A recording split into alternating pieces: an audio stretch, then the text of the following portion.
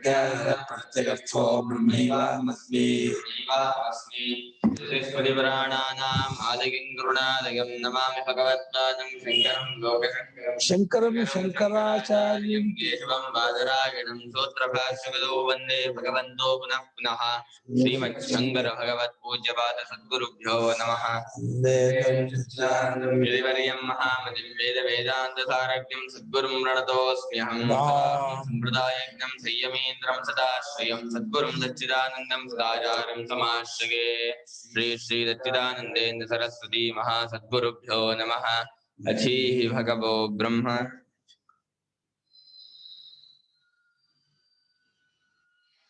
नवैवाचो न चक्षुंषि न श्रोत्राणि न मनांसि इत्यादिख्यते भाषा इल्वा अथ इदं भागादयः प्राणस्य श्रेष्ठत्वम् प्राणस्य श्रेष्ठत्वं कार्येण आपादयन्तः आहुर्बलिमिव हरन्तो राज्ञी विषः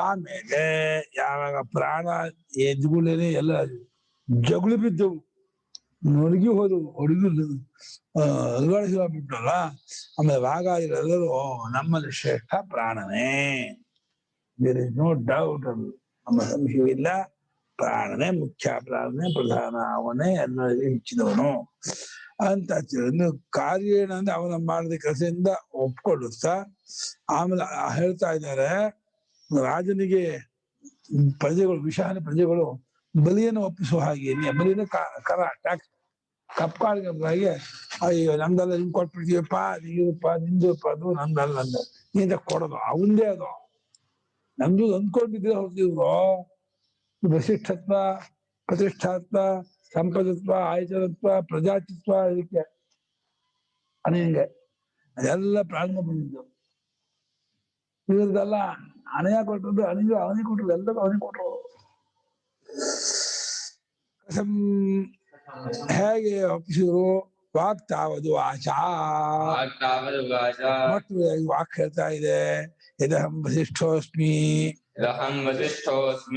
ಕ್ರಿಯಾವಿಶೇಷಣಂ ಯಾವುದು ಅಂತಲ್ಲ ಏನಾಗಿದ್ದೇನೆ ಯಾವುದಾಗಿದ್ದೇನೆ ಅಂತ ಎಚ್ಚಬ್ದವನ್ನ ನಾಮ ವಿಶೇಷ ಮಾಡಬೇಡಿ ಕ್ರಿಯಾಪದ ವಿಶೇಷ ಮಾಡಿ ನಾನೇನು ವಸಿಷ್ಠನಾಗಿದ್ದೇನೆ ಎಚ್ಚರದ ಏನಾಗಿದ್ದೇನೆ ಅದು ಯದ್ ವಿಶಿಷ್ಟತ್ವ ಗುಣಾಸ್ಮಿ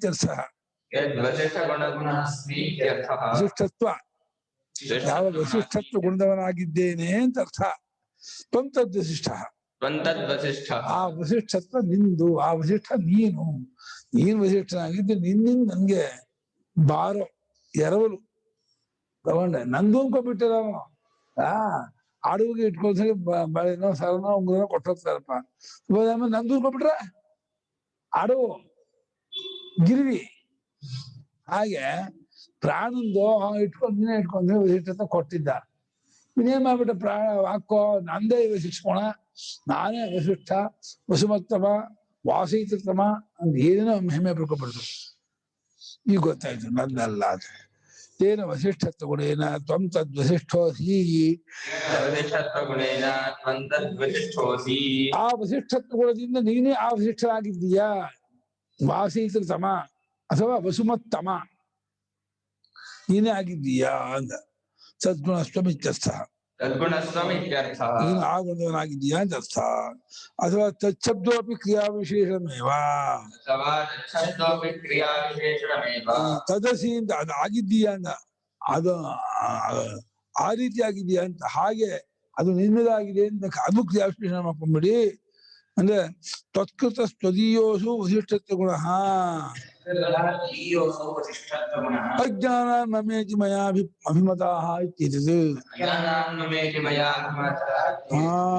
ಆ ವಸಿಷ್ಠತ್ವ ಗುಣವು ನಿಂದು ತ್ವದೀಯ ನಿನ್ನದಾಗಿದೆ ನೀನೇ ಆಗಿದ್ದೀಯ ಅವಿವೇಕದಿಂದ ಅಜ್ಞಾನದಿಂದ ನಂದು ನಾನೇ ವಸಿಷ್ಠ ಗುಣ ನಂದು ಈ ಗುಣ ಅಂತ ಹೇಳಿ ನಾನು ಅಭಿಪ್ರಾಯ ಪಡ್ಕೊಂಡ್ಬಿಟ್ಟಿದ್ದೆ ಬಟ್ ಮಿಸ್ಕನ್ಸೆಪ್ಷನ್ ಬಟ್ ಆತ್ಮನ್ ನನ್ನ ಬಗ್ಗೆ ನನಗೆ ತಪ್ಪಿಗೆ ಆಗ್ಬಿಟ್ಟಿದ್ದು ಅಯ್ಯಯ್ಯ ನಾನ್ ವಸಿಷ್ಠ ಗುಣ ಅಲ್ಲ ಕಣ ಸುಮ್ಮನೆ ರೋಬೋಟ್ ಕೆಲಸ ಮಾಡ್ದಂಗೆ ಪ್ರಾಣ ಇದ್ರೆ ಮಾತಾಡೋದು ಹೇಳೋದು ಕೇಳೋದು ಎಲ್ಲ ಮಾಡೋದು. ಪ್ರಾಣದಿಂದಲೇ ಎಲ್ಲವೂ ನಡೆಯುದು. ಆದ್ರಿಂದ ಅಜ್ಞಾನದಿಂದ ನಂದು ಅಂತ ಹೇಳಿ ಅಭಿಮಾನ ಪಡ್ಕೊಂಡ್ಬಿಟ್ಟಿದ್ದೆ. ಆದ್ರೆ ದೇವಿ ಕ್ಷಮಿಸಿ, ಇದು ತಮ್ದು, ಇದು ನೀವೇ ನಿಮ್ದಲ್ಲಿ ಇಟ್ಕೊಂಡ್ಬಿಡಿ, ನಿಮ್ದು ಅಂತ ಒಪ್ಕೊಂಡ್ಬಿಟ್ಟಿದ್ದೀನಿ. ತಥಾ ಉತ್ತರ ಯೋಜ್ಯಂ ಚಕ್ಷುಶ್ರೋತ್ರ ಮನಸ್ಸು. ಹಾಗೆ ಮುಂದಿನ ಇಂದ್ರಿಯ ವಿಷಯ ಹೊಂದಿಸ್ಕೋಬೇಕು. ಕಣ್ಣು ನಾನೇನ್ ಪ್ರತಿಷ್ಠೆ ಆಗೋದಿಲ್ಲ ಇದ್ದೀನಿ, ಈ ಪ್ರತಿಷ್ಠಾ ನಿಂದು. ಕಿವಿ ಸಂಪತ್ ನಾನೇನಾಗಿದ್ದೀನಿ, ಈ ಸಂಪತ್ ಗುಣ ನಿಂದು. ಮನಸ್ಸು ಆಯ್ತು ನಾನೇನಾಗಿದ್ದೀನಿ, ಆ ಆಯ್ತು ಗುಣ ನಿಂದು. ಪ್ರಜಾತಿಗೆ ಯಾವ ಗುಣ ಇತ್ತು ಅದು ಕೂಡ ಅವನಿಂದ ಬಂದದ್ದು, ಇಂದಲ್ಲ. ಎಲ್ಲದು ಕೂಡ ತಮ್ಮ ಗುಣಗಳನ್ನ ಪ್ರಾಣಂದೇ ಹೊರತು ಪ್ರಾಣ ನಿಮಿತ್ತವಾಗಿ ಈ ಸೌಂದರ್ಯ, ಕೆಲಸ, ಆ ವಿಶೇಷತೆ, ಗುಣ ಅಷ್ಟು ಪ್ರಾಣ ಏಕೋ ದೇವ ಅಂತ. ನಿಜವಾಗಿ ಜಗತ್ತಿಗೆ ವ್ಯಾಕೃತ ಪ್ರಪಂಚಕ್ಕೆ ಪ್ರಾಣನೇ ಸುಪ್ರೀಂ, ಅವನೇ ಒಬ್ಬನೇ ದೇವ. ವ್ಯಾಕೃತ ಪ್ರಪಂಚ ಮೀರ್ ಹೋದ ಪರಮಾತ್ಮ ಬರ್ತಾನೆ. ಆದ್ರೆ ಕಾರ್ಯ ಪ್ರಪಂಚದಲ್ಲಿ, ಹುಟ್ಟಿದ ಪ್ರಪಂಚದಲ್ಲಿ ಪ್ರಾಣ ಎಲ್ಲರನ್ನೂ ತುಂಬಿಕೊಂಡಿದ್ದಾನೆ, ಎಲ್ಲವನ್ನೂ ಆಳ್ತಿದ್ದಾನೆ. ಮೂಗ್ದಾನ ಇದ್ದಾಗೆ, ಎತ್ತಿಗೆ ಮೂಗ್ದಾನ ಹಾಕಿದ್ರೆ ಆ ಮೂಗ್ದಾನ ಹಿಡ್ಕೊಂಡ್ರೆ ಹೇಗೆ ಎತ್ತು ಬಾಯಿ ಹಾಕಿರತ್ತೋ ಹಾಗೆ ವಾಯುರ್ವ ಇವ ಪ್ರಜಾ ನಸ್ಯೋತ ನೀಯತೆ. ನಸ್ಯೋತ ಅಂತ, ನಸ್ಯೋತ ಅಂದ್ರೆ ಮೂಗ್ದಾನ ಅಂದ್ರೆ ಈ ಟೇಮ್ ಮಾಡೋಕೆ ಎತ್ತನ್ನ ಹಾಕ್ಬಿಡ್ತಾರೆ. ಆ ಮೂಗ್ದಾನ ಹಿಡ್ಕೊಂಡ್ಬಿಟ್ರೆ ಎತ್ತಿಗೆ ಏನು ಮಾಡಕ್ಕೆ ಆಗಲ್ಲ, ಸಿಕ್ಕಾಪಟ್ಟೆ ನೋಯೈತೆ ಅದಕ್ಕೆ. ಹಂಗೆ ನಿಜವಾಗ ಮೂಗ್ದಾನ ಯಾವ್ದು ನಮ್ಗೆಲ್ಲರಿಗೂ ಪ್ರಾಣ ಹಿಡ್ಕೊಂಡ್ಬಿಟ್ಟ ಅಂದ್ರೆ ಅಯ್ಯಯ್ಯೋ ಕೈಕಾಲ ಬಡಿಸಿ ಮಾಡ್ಬಿಡ್ತಾನೆ, ಕೈಕಾಲ ಒದಗುತ್ತೆ, ಆಗೋದೇ ಇಲ್ಲ. ಆದ್ರಿಂದ ಪ್ರಾಣನೇ ನಿಜವಾಗಿ ಎಲ್ಲದರ ತಿರುಳು ಸಾರ ಎಲ್ಲವನ್ನೂ ತುಂಬಿಕೊಂಡಿದ್ದಾನೆ. ಅರಾಯವರ್ಧನಾರು ಪ್ರಾಣಿ ಸಂಬಂಧಿಸಿದಂ. ಹೇಗೆ ಸ್ಪೋಕ್ಸ್ ಎಲ್ಲ ಹಬ್ಬಲ್ಲಿ ಗುಂಬದಲ್ಲಿ ಸೇರ್ಕೊಂಡಿದೆಯೋ, ಈ ಜಗತ್ತಿನ ಎಲ್ಲವೂ ಪ್ರಾಣ ಸೇರ್ಕೊಂಡಿದೆ. ಸಾಮಾನ್ಯ ಯಜ್ಞಾಕ್ಷೇತ್ರ ವೇದಗಳು, ಬ್ರಹ್ಮದ ಕ್ಷೇತ್ರ ಸಮಸ್ತವು ಪ್ರಾಣನನ್ನು ಆಶ್ರಯಿಸಿಕೊಂಡಿದೆ. ಪ್ರಾಣನಲ್ಲೇ ಇದೆ, ಪ್ರಾಣವೇ ಆಗಿದೆ, ಅವನದೇ ಕ್ರಿಯೆ, ಪ್ರಾಣದೇ ಎವಲ್ಯೂಷನ್. ಈ ಗಿಡ ಮರ ಬಳ್ಳಿಗಳು, ಪಶುಪಕ್ಷಿ ಪ್ರಾಣಿಗಳು, ಎಲ್ಲ ಪ್ರಾಣಾತ್ಮಕವಾಗಿದೆ. ಅದನ್ನೇ ಇಂಗ್ಲಿಷ್ನವರು ವಿಜ್ಞಾನಿಗಳು ಎನರ್ಜಿ ಅಂತಾರೆ. ಏನ್ ವೇದಾಂತಿಗಳು ಪ್ರಾಣ ಅಂತ ಹೇಳ್ತಾರೆ, ಇದನ್ನ ಅವ್ರು ಎನರ್ಜಿ ಅಂತ ಹೇಳ್ತಾರೆ. ಅವ್ರು ದೇವತಾ ರೂಪದಿಂದ ನೋಡುವಾಗ ಇವರು ದೇವತಾ ರೂಪದಿಂದ ನೋಡ್ತಾರೆ. ದೃಷ್ಟಿ ದೇವತಾ ದೃಷ್ಟಿ. ಎನರ್ಜಿಗೂ ಪ್ರಾಣಗಳು ಏನು ವ್ಯತ್ಯಾಸ ಇಲ್ಲ, ಎಲ್ಲ ಕಡೆಯಲ್ಲೂ ಎನರ್ಜಿ ಇದ್ದೇ ಇದೆ. ಎನರ್ಜಿ ಒಂದು ಕಣದಲ್ಲೂ ಎನರ್ಜಿ ಇದೆ, ಒಪ್ಪಿಟ್ಟಿದ್ದಾರೆ ವಿಜ್ಞಾನಿಗಳು. ಅದನ್ನ ಪರೀಕ್ಷಿಸಲು ಆ ಎನರ್ಜಿ ಅನ್ನೋ ತತ್ವ ಏನಂದ್ರೆ ಪ್ರಾಣನೇ ಅವನು, ಕ್ರಿಯಾತ್ಮಕೋ ಪ್ರಾಣ. ಆ ಕ್ರಿಯೆಯಿಂದ ಉಷ್ಣ ಉಂಟಾಗುತ್ತೆ, ಉಷ್ಣದಿಂದ ಪದಾರ್ಥ ಬದಲಾವಣೆ ಆಗುತ್ತೆ. ಅಕ್ಕಿ ಅನ್ನ ಆಗೋದು ಉಷ್ಣದಿಂದ, ಬೀಜ ಮೊಳಕೆಯಾಗಿ ಗಿಡವಾಗೋದು ಉಷ್ಣದಿಂದ, ಮನುಷ್ಯ ಊಟ ಮಾಡಿ ಬೆಳೆಯೋದು ಒಳಗೆ ಜಾಠಾಗ್ನಿ ಪಚನದಿಂದ ಬೆಳಿತಾನೆ, ಉಷ್ಣದಿಂದ ಬೆಳೆಯೋದು, ಉಷ್ಣವೇ ಅಲ್ಲ. ಅದೇ ಉಷ್ಣದಿಂದ ಬೆಂಕಿ ಬರುತ್ತಲ್ಲ, ಬೆಂಕಿನ ಬೆಳಕು ಬರುತ್ತಲ್ಲ, ಬೆಳಕಿನಿಂದ ವಸ್ತು ಜ್ಞಾನವೂ ಆಗುತ್ತೆ. ಅಧ್ಯಾತ್ಮವಾಗಿ ವಾಕ್ಯದಿಂದ ಎಲ್ಲಾ ರೂಪಜ್ಞಾನ. ಹೊರಗಡೆಯಲ್ಲಿ ಬೆಂಕಿ ಸೂರ್ಯಚಂದ್ರಾದಿ ರೂಪದಿಂದ ಬೆಳಕಾಗಿ ಎಲ್ಲ ರೂಪವನ್ನು ಬೆಳೆಸ್ಕೊಂಡು ವಾಕ್ಯದಿಂದ ನಾಮವನ್ನ ತುಂಬಿಕೊಂಡಿದ್ದಾನೆ, ಸೂರ್ಯನಿಂದ ರೂಪವನ್ನ ತುಂಬಿಕೊಂಡಿದ್ದಾನೆ, ತನ್ನ ಪ್ರಾಣಗಳ ಕ್ರಿಯೆಯನ್ನು ತುಂಬಿಕೊಂಡಿದ್ದಾನೆ. ಹೇಳಿಮ್ಮ. ಉಷ್ಣ ಮತ್ತೆ ಪ್ರಾಣ ಅಂದ್ರೆ ಬೇರೆ ಅಲ್ವಾ? ಉಷ್ಣ ಅಂತ ಯಾಕಂತ ಇದ್ದೀರಾ? ಅಲ್ಲ, ಉಷ್ಣ ಪ್ರಾಣ ಕ್ರಿಯೆಯಿಂದ ಉಷ್ಣ ಉತ್ಪತ್ತಿ ಆಗುತ್ತೆ. ಪ್ರಾಣ ಅಂದ್ರೆ ಕ್ರಿಯಾತ್ಮಕ, ಕ್ರಿಯೆ ಘರ್ಷಣೆ ಆದ್ರೆ ಉಷ್ಣ ಬರುತ್ತೆ. ಈ ಕೈ ತಿಕ್ಕಿಬಿಡಿ ಬಿಸಿ ಆಗುತ್ತೆ, ಮರ ತಿಕ್ಕಿಬಿಟ್ರೆ ಬೆಂಕಿ ಹತ್ಕೊಂಡ್ಬಿಡುತ್ತೆ. ಅದು ತಿಕ್ಕೋದು ಕ್ರಿಯೆ ಇದೆಯಲ್ಲ, ಆ ಕ್ರಿಯೆ ಪ್ರಾಣದ್ದು. ಆ ಕ್ರಿಯೆಯಿಂದ ಉಷ್ಣೋತ್ಪತ್ತಿ ಆಗುತ್ತೆ. ಉಷ್ಣೋತ್ಪತ್ತಿ ಆದ್ರೆ ಎಲ್ಲದರ ಪರಿವರ್ತನೆ, ರೂಪಾಂತರ. ಇವಾಗ ಮಣ್ಣು ಇಟ್ಕೆ ಆಗೋದು ಸುಟ್ಟಾಗಲೇ, ಸುಡ್ಬೇಕು, ಅವಾಗ ಇಟ್ಕೆ ಆಗತ್ತೆ. ಇಟ್ಕೆನೆ ಎಲ್ಲ ಉಷ್ಣದ ಒಂದು ಪರಿಣಾಮವೇ ಜಗತ್ತು. ಉಷ್ಣದಿಂದ್ರೆ ಗಿಡ ಮರ ಬಳ್ಳಿಗಳು ಹೇಳೋದು, ಪಶು ಪಕ್ಷಿ ಪ್ರಾಣಿ ಹುಟ್ಟೋದು, ಇದೆಲ್ಲ ಆಗೋದಿಲ್ಲ. ಅದರಿಂದ ಪ್ರಾಣನೇ ಇಡೀ ಜಗತ್ತೆಲ್ಲ ತುಂಬಿಕೊಂಡಿದ್ದಾನೆ. ಪ್ರಾಣಾತ್ಮಕ ಮಿದಂ ಸರ್ವಂ ಜಗತ್ತು. ಪ್ರಾಣ ಏಕೋ ದೇವ. ಅಧ್ಯರ್ಧ ಅಂತ ಹೇಳ್ಬಿಟ್ಟು 1.5 ಮೇಲೆ 1.5 ಲಗ್ನ ಅಧಿ ಆರ್ಧೋ ಇದೆ ಅಧ್ಯರ್ಧ ಎಲ್ಲವನ್ನು ತುಂಬಿಕೊಂಡಿದ್ದಾನೆ. ಪ್ರಾಣ ವಾಯುದೇವನೇ ಒಬ್ಬನೇ ಅವನು. ವಿದಗ್ಧ ಶಾಕಲ್ಯ ಪ್ರಶ್ನೆಯಲ್ಲಿ ಪ್ರಾಣ ಒಬ್ಬನೇ ದೇವ ಅಂತ ತೀರ್ಮಾನ ಮಾಡಿದ್ರೆ ಯಾಜ್ಞವಲ್ಕ್ಯರು. ಪ್ರಶ್ನೋಪನಿಷತ್ತಲ್ಲೂ ಇದೆ. ಎಲ್ಲ ಉಪನಿಷತ್ತಲ್ಲೂ ಪ್ರಾಣ ದೇವತೆಯನ್ನು ಕೊಂಡಾಡಿದೆ. ಆಮೇಲೆ ಅದು ಅನುಭವಕ್ಕೂ ತುಂಬಾ ಹತ್ತಿರ. ವ್ಯಾಕೃತ ಪ್ರವೇಶದಲ್ಲಿ ಅದು ಫೀಲಿಂಗ್ ಆಗುತ್ತೆ, ಪ್ರಾಣದ ಫೀಲಿಂಗ್ ಆಗುತ್ತೆ. ನಮ್ಗೆ ಉಸಿರು ಕಟ್ಟಿದಾಗ ಅಯ್ಯೋ ಪ್ರಾಣ ಹೋಗ್ತಾ ಇದೆ, ಆಗ್ತಾ ಇಲ್ಲ ಅಂತ ಹೇಳಿ ಪ್ರಾಣದ ಫೀಲಿಂಗ್ ಆಗುತ್ತೆ. ಅದೇ ಪ್ರಾಣ ಎಲ್ಲಿದ್ದಾನೆ ಅಂತ ಹೇಳಿದ್ರೆ ತಲೆಯಲ್ಲಿದ್ದಾನ, ಹಾರ್ಟ್ ಅಲ್ಲಿದ್ದಾನ, ಇದ್ರಲ್ಲಿದ್ದಾನ, ಎಲ್ಲಿದ್ದಾನೆ ಅಂತ ಅವ್ನಿಗೆ ಎಲ್ಲಾ ಕಡೆಗೂ ಗೊತ್ತಿಟ್ಕೊಂಡಿದ್ದಾನೆ. ವಿಶೇಷ ಸ್ಥಾನ ಹೃದಯ ಅನ್ಬೇಕೆ ಹೊರತು ಹೃದಯದಲ್ಲಿ ಮಾತ್ರ ಅಲ್ಲ, ಪ್ರಾಣದಲ್ಲೇ ಎಲ್ಲ ಇರೋದೇ ಹೊರತು ಪ್ರಾಣ ಎಲ್ಲೂ ಇಲ್ಲ. ಎಲ್ಲ ಇರೋದು ಪ್ರಾಣನಲ್ಲಿ. ಹಾಗಾಗಿ ಪ್ರಾಣ ಎಲ್ಲಿದ್ದಾನೆ ಕೇಳ್ಬಾರ್ದು. ಸಮಸ್ತಕ್ಕೂ ಅವನೇ ಆಧಾರ. ತೆಗಿಯೋ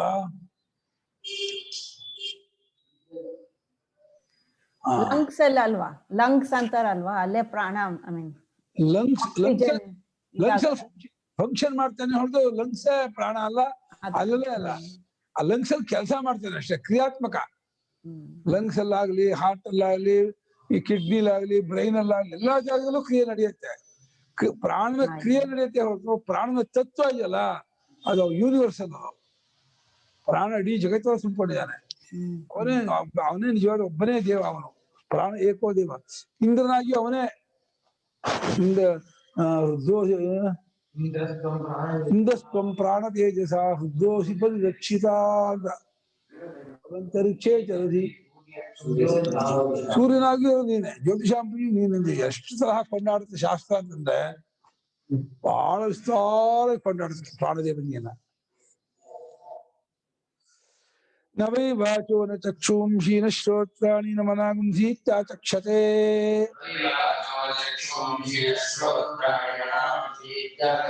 ಪ್ರಾಣ ಇತ್ಯೇವ ಆಚಕ್ಷತೆ. ಪ್ರಾಣೋ ಹ್ಯೇವೈತಾನಿ ಸರ್ವಾಣಿ ಭವತಿ. ಪ್ರಾಣೋ ಹ್ಯೇವೈತಾನಿ ಸರ್ವಾಣಿ ಭವತಿ. ವಾಚೋ ನ ಚಕ್ಷುಂಷಿ ನ ಶ್ರೋತ್ರಾಣಿ ಮನಾಂಸಿ ಇತ್ಯಾಚಕ್ಷತೆ. ಪ್ರಾಣ ಇತ್ಯೇವಾವಚಕ್ಷತೆ. ಪ್ರಾಣೋ ಹ್ಯೇವೈತಾನಿ ಸರ್ವಾಣಿ ಭವತಿ. ನ ವೈ ವಾಚಃ ನ ಚಕ್ಷುಂಷಿ ನ ಶ್ರೋತ್ರಾಣಿ ನ ಮನಾಂಸಿ ಇತಿ ಆಚಕ್ಷತೆ. ಪ್ರಾಣಾಃ ಇತಿ ಏವ ಆಚಕ್ಷತೆ. ಪ್ರಾಣಃ ಹಿ ಏವ ಏತಾನಿ ಏತಾನಿ ವೃದ್ಧಿ ಸರ್ವಾಣಿ ಭವತಿ. ಇವಾಗ 5 ಇಂದ್ರಿಯಕ್ಕೂ ಸೇರಿ ಒಂದ್ ಹೆಸರು ಯಾವುದು ಅಂತ. ಕಣ್ಣು, ಕಿವಿ, ಮೂಗು, ಬಾಯಿ ಎಲ್ಲಕ್ಕೂ ಸೇರಿಬಿಟ್ಟು ಏನ್ ಹೆಸರು ಅಂತಂದ್ರೆ ಎಲ್ಲ ಕಣ್ಣುಗಳು ಅನ್ನಲ್ಲ, ಕಿವಿಗಳು ಅಂತ ಹೇಳಲ್ಲ, ಮೂಗುಗಳು ಅಂತ ಹೇಳಲ್ಲ, ಪ್ರಾಣ ಅಂತ ಹೇಳ್ತಾರೆ. ಅಷ್ಟಕ್ಕೂ ಸೇರಿ ಒಂದ್ ಹೆಸರೇನು ಪ್ರಾಣ ಅಂತ ಹೆಸರು. ಬಹುವಚನಕ್ಕೆ ಪ್ರಾಣ ಶಬ್ದಕ್ಕೆ ಬಹುವಚನ ಅಂದ್ರೆ ಇಂದ್ರಿಯ ಅಂತ ಅರ್ಥ. ಪ್ರಾಣ ಶಬ್ದ ಏಕವಚನ ಅಂದ್ರೆ ಮುಖ್ಯ ಪ್ರಾಣ ಅಂತ ಅರ್ಥ. ಹಂಗೆ ಅವನ ಹೆಸರನ್ನ ಇಟ್ಕೊಂಡ್ಬಿಟ್ರು. ಓ ಸ್ವಾಮಿ ನೀವೇ ದೊಡ್ಡವರು, ನಿಮ್ಮಿಂದ ನಾವು ಬದುಕಿರೋದು, ನೀವೇ ನಮ್ಮ ತಿರು ತತ್ವ, ಆದ್ರೆ ನಾವೆಲ್ಲರೂ ನಿಮ್ಮ ಹೆಸರು ಇಟ್ಕೊಳ್ತೀವಿ ಅಂತ ಹೇಳ್ಬಿಟ್ಟು ಎಲ್ಲರೂ ಮಾತಾಡ್ಕೊಂಡ್ಬಿಟ್ಟು ಎಲ್ಲಕ್ಕೂ ಸೇರಿ ಪ್ರಾಣ ಅಂತ ಹೆಸರು. ಬಹುವಚನದಿಂದ ಕರೆದ ಪ್ರಾಣ ಇಂದ್ರಿಯಗಳು ಅಂತ ಅರ್ಥ. ಆದ್ರೆ ಇಂದ್ರಿಯಕ್ಕೆಲ್ಲ ಕಣ್ಣುಗಳು ಅಥವಾ ಕಿವಿಗಳು, ಮೂಗುಗಳು ಅಂತ ಹೇಳಲ್ಲ, ವಾಕುಗಳು ಅಂತ ಹೇಳಲ್ಲ, ಪ್ರಾಣಗಳು ಅಂತ ಹೇಳ್ತಾರೆ. ಹೀಗೆ ನವೈ ಎಲ್ಲ ವಾಚಃ ಇಲ್ಲ ಎಲ್ಲ ವಾಕುಗಳು ಅಂತ ಹೇಳಲ್ಲ. ಚಕ್ಷುಂಷಿ ಕಣ್ಣುಗಳು, ಶ್ರೋತ್ರಾಣಿ ಕಿವಿಗಳು, ಮನಾಂಶಿ ಮನಸ್ಸುಗಳು ಅಂತ ಹೇಳೋದಿಲ್ಲ. ಮತ್ತೆ ಹೇಳ್ತಾರೆ ಪ್ರಾಣಾಹ ಇತ್ಯೇವ ಆಚಕ್ಷತೆ. ಎಲ್ಲಕ್ಕೂ ಪ್ರಾಣಾಹ ಅಂತ ಪ್ರಾಣ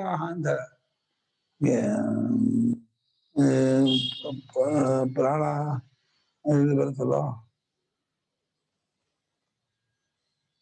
ತುಂಬಿ ಪ್ರಾಣಾಹ ಅಮೃತಮಾಪ ಪ್ರಾಣಾಹ ಅಂತ ಅಮೃತಂಬಿ ಪ್ರಾಣಾಹ ಎಲ್ಲಕ್ಕೂ ಪ್ರಾಣ ಅಂತ ಹೆಸರು. ಉಪ್ಪುಗಳು ಪ್ರಾಣ, ನೀರು, ಇಂದ್ರಿಯಗಳು ಪ್ರಾಣ, ಸಮಸ್ತ ಎಲ್ಲವೂ ಪ್ರಾಣ. ಪ್ರಾಣ ಅನ್ನೋ ಹೆಸರು ಎಲ್ಲಕ್ಕೂ ಹೊಂದತ್ತೆ, ಯಾಕೆ ಎಲ್ಲೂ ಅದೇ ಆಗಿರೋದ್ರಿಂದ. ಪ್ರಾಣಾಹ ಇತ್ಯೇವ ಆಚಕ್ಷತೆ ಅಂತ ಶ್ರುತಿ ಹೇಳ್ತಾ ಇದೆ. ಎಲ್ಲಾ ಇಂದ್ರಿಯಕ್ಕೂ ಒಂದ್ ಹೆಸರೇನೋ ಪ್ರಾಣಾಹ ಅಂತ.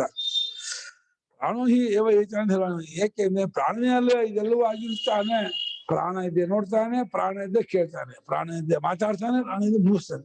ಪ್ರಾಣ ಇಲ್ಲ ಅಂದ್ರೆ ಆಯ್ತದು ಸುಮ್ಮನೆ ಒಂದು ಗೊಂಬೆ ಆಗ್ಬಿಡುತ್ತೆ, ರೋಬೋಟ್ ಆಗ್ಬಿಡುತ್ತೆ. ರೋಬೋಟ್ ಪ್ರಾಣ ಇದೆಯಾ? ಇಲ್ಲೇ ಇಲ್ವಾ?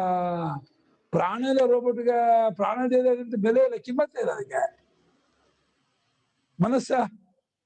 ಮನಸ್ಸು ಇಲ್ವಾ?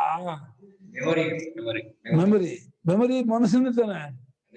ಹಾ, ಮನಸ್ಸಿದೆ ಅಂತ ಅವಾಗ ಏನ್ ಮನಸ್ಸಿದೆಯಪ್ಪ, ಅದು ಈ ನಮ್ಗಿದೆಯಲ್ಲ ಇಷ್ಟು ಮನಸ್ಸು, ಈ ರೀತಿ ಮನಸ್ಸು ಬರಲ್ಲ. ಅದು ಭಗವಂತ ಕೊಡ್ಬೇಕೆ ಹೊರತು ಅದು ರೋಬೋಟ್ ಮನುಷ್ಯನಿಗೆ ಮನಸ್ಸನ್ನು ಸೃಷ್ಟಿ ಮಾಡಕ್ಕಾಗಲ್ಲ, ಪ್ರಾಣ ಸೃಷ್ಟಿ ಮಾಡಕ್ ಹೋಗಲ್ಲ. ಬೆಸ್ಟ್ ಇಂಜಿನಿಯರ್ ಬ್ರಹ್ಮನ್. ಇಂಜಿನಿಯರ್, ಬೆಸ್ಟ್ ಇಂಜಿನಿಯರ್ ವರ್ಲ್ಡ್ ಅಲ್ಲಿ ಅಂದ್ರೆ ಬ್ರಹ್ಮಣ್ಣೆ ಅಂದೆ. ಅವ್ರ ತರ ಯಾರು ಮತ್ತೆ ಇಂಜಿನಿಯರಿಂಗ್ ಮಾಡಕ್ ಆಗಲ್ಲ ಹಂಗೆಲ್ಲ ಅಲ್ವಾ? ಅವನು ದ್ವಿತೀಯ ಇಂಜಿನಿಯರ್, ಅವನು ಆ ಇಂಜಿನಿಯರಿಗೆ ಅನ್ಬಿಟಬಲ್, ಇನ್ನೊಬ್ಬರಿಲ್ಲ. ಎಲ್ಲವನ್ನು ಪ್ರಾಣನೇ ತುಂಬಿಕೊಂಡಿರ್ತಾನೆ, ಪ್ರಾಣನೇ ಎಲ್ಲವೂ ಆಗಿರುತ್ತಾನೆ. ಶ್ರುತಿಯರಿದಂ ವಶಃ, ಈ ಮಾತು ಶ್ರುತಿ ಇದು ಅಂದ್ರೆ ಆಂಗ್ಲದಲ್ಲ. ಇಲ್ಲಿಗೆ ಕಥಾ ವಿಚಾರ ಮುಗಿಸ್ಬಿಡ್ತು, ಆಖ್ಯಾಯಿಕ ಬಿಟ್ಬಿಟ್ಟು ಶ್ರುತಿ ನೇರವಾಗಿ ನಮಗೆ ಉದ್ದೇಶ ಹೇಳ್ತಾ ಇದೆ. ಈ ಮಾತು ಶ್ರುತಿ ಇದು. ಯುಕ್ತಮಿದಂ ವಾಗಾದಿ ಮುಖ್ಯಂ ಪ್ರಾಣಂ ಪ್ರತ್ಯಭಿಹಿತಂ. ವಾಗಾದಿಗಳೆಲ್ಲರೂ ಸೇರಿ ಮುಖ್ಯ ಪ್ರಾಣ ಕುರಿತು ಹೇಳಿದ್ದಿದೆಯಲ್ಲ, ಇದು ಯುಕ್ತವಾಗಿದೆ, ನ್ಯಾಯವಾಗಿದೆ. ಅವರು ಸುಮ್ಮನೆ ಹೆದರ್ಕೊಂಡು ಒಪ್ಸಿಲ್ಲ, ರಿಯಲ್ ಏನು ಅದನ್ನ ಒಪ್ಕೊಂಡ್ರು, ಅರ್ಥ ಮಾಡ್ಕೊಂಡ್ರು. ಹೌದು, ವಸಿಷ್ಠತ್ವ ನಂದಲ್ಲ, ಪ್ರತಿಷ್ಠಾತ್ವ ನಂದಲ್ಲ, ಸಂಪತ್ವ ನಂದಲ್ಲ, ಆಯತನತ್ವ ನಂದಲ್ಲ. ಮನಸ್ಸಿನ ಆಯತನತ್ವವು ಪ್ರಾಣನು, ಸಂಪತ್ತು ಪ್ರಾಣನು, ಪ್ರತಿಷ್ಠಾ ಪ್ರಾಣನು, ವಸಿಷ್ಠ ಪ್ರಾಣನು ಅಂತ ಹೇಳಿ ಕಂಡ್ಕೊಂಡು ತಿಳ್ಕೊಂಡು ಅರ್ಥ ಮಾಡ್ಕೊಂಡು ಒಪ್ಪಿಸಿದ್ರು. ಓಹೋ, ನಮ್ದಲ್ಲ ಅಂತ. ರಾಗಾದಿಗಳಿಂದ ಮುಖ್ಯ ಪ್ರಾಣ ಹೇಳಿದ್ ಏನಿದೆ ಅದು ಯುಕ್ತವಾಗಿದೆ. ಯಸ್ಮಾನ್ ನವೀಲೋಕೆ ವಾಚಃ ನ ಚಕ್ಷುಂಷಿ ನ ಶ್ರೋತ್ರಾಣಿ ನಮನಾಂಸೀತಿ ವಾಗಾದೀನಿ ಕರಣಾನಿ ಆಚಕ್ಷ್ಯತೆ ಲೌಕಿಕಾಃ ಆಗಮಜ್ಞಾಃ. ನಮನಾಂಸಿ ವಾಗಾದೀನಿ ಕರಣಾನಿ ಆಚಕ್ಷ್ಯತೆ ಲೌಕಿಕಾಃ ಆಗಮಜ್ಞರಾಗಲಿ. ಆಗಮಜ್ಞರು ಅಂದ್ರೆ ವೇದವನ್ನ ಬಲ್ಲವರು, ಲೌಕಿಕರು ಅಂದ್ರೆ ಲೋಕದಲ್ಲಿರ್ತಕ್ಕಂತಹ ಸಾಮಾನ್ಯ ಜನರು. ಅವರು ಈ ಎಲ್ಲಾ ಇಂದ್ರಿಯಕ್ಕೂ ಸೇರಿ ಎಲ್ಲ ವಾಕುಗಳು ಅಂತನಲ್ಲ, ಕಣ್ಣುಗಳು ಅಂತ ಹೇಳಲ್ಲ, ಕಿವಿಗಳು ಅಂತ ಹೇಳಲ್ಲ, ಮನಸ್ಸುಗಳು ಅಂತ ಹೇಳಲ್ಲ. ಮನಸ್ಸೇನೋ ಸ್ವಲ್ಪ ಹತ್ರ ಆದ ಮನಸ್ಸುಗಳು ಹೇಳಲ್ಲ, ಪ್ರಾಣಗಳು ಅಂತ ಹೇಳ್ತಾರೆ. ಎಲ್ಲ ಪ್ರಾಣಗಳು ಅಂತ. ಇದ್ರಲ್ಲೇ ಹೇಮಗಿರಿ ಅಂತ ಇದ್ರತ ಬರುತ್ತೆ. ಹೇಮಗಿರಿ ಇದರಲ್ಲಿ ಅದು ಕ್ಯಾರ್ಪೇಟೆ ಅಂತ ಹೇಮಗಿರಿ ಅಂತ. ಅಲ್ಲೊಬ್ಬ ಒಂದು ಹಳ್ಳಿಯಲ್ಲಿ ಬಹಳ ಮೋಸಗಾರ ಇದ್ದ. ಅವನು ಏನ್ ಮಾಡ್ಬಿಟ್ಟ, ಎಲ್ಲರ ಜಮೀನನ್ನು ಅವನು ತನ್ನ ಹೆಸರು ಮಾಡ್ಕೊಂಡ್ಬಿಟ್ಟಿದ್ದ, ಶಾನ್ಭೋಗ ಮಾಡ್ಕೊಂಡ್ಬಿಟ್ಟಿದ್ದ. ಆಮೇಲೆ ಒಬ್ಬ ಶ್ರೀಮಂತ ಇದ್ದ ಆ ಊರಲ್ಲಿ. ಆ ಶ್ರೀಮಂತನಿಗೆ ನನಗೊಂದು 100 ಎಕರೆ ಜಮೀನು ಕೊಡ್ತೀನಿ, ನಂಗೊಂದು ಅರ್ಜೆಂಟ್ ದುಡ್ಡು ಕೊಡು ಹಾಗೆ ಹೀಗೆ ಅಂತ ಅಂದ. ಆ ಕಾಲದಲ್ಲಿ 20-30 ಸಾವಿರ, ಇವಾಗ 80-50-60-100 ಕಾಲದ್ದು. ಆಯ್ತು ಅಂದ್ಬಿಟ್ಟ. 100 ಎಕರೆ ಬೆಳೆತಲ್ಲ, 20,000ಕ್ಕೆ 5,000ಕ್ಕೆ ಅಂತ ಕೊಟ್ಬಿಟ್ಟ. ಅವ್ನು ಏನ್ ಮಾಡ್ಬಿಟ್ಟು ಚೆಕ್ ಬಂದಿಲೆ ಹೊಳೆ ದಡ ತೋರಿಸ್ಬಿಟ್ಟಿದ್ದಾನೆ, ಗೊತ್ತೇ ಆಗಿಲ್ಲ ಇವನಿಗೆ. ಆ ಕಡೆ ದಡ, ಈ ಕಡೆ ದಡ, ಈ ಕಡೆ ಇದು ಇದೆ. ಆ ದುಡ್ಡು ಕೊಟ್ಟು ಇದಾದ್ಮೇಲೆ ಎಲ್ಲಿದೆ ಜಮೀನು ನೋಡಕ್ ಹೋದ್ರೆ ಹೊಳೆ ಕೊಟ್ಬಿಟ್ಟಿದ್ದಾನೆ. ಹೊಳೆನೇ ನಿಂದು ಬಂದಿದ್ದಾನೆ, ಮೋಸ ಮಾಡ್ಬಿಟ್ಟಿದ್ದಾನೆ. ಇವನಿಗೆ ಪಾಪ ತುಂಬಾ ಶಾಕ್ ಆಗ್ಬಿಟ್ಟು ಇವನು ನೇಣು ಹಾಕೊಂಡ್ಬಿಟ್ಟ.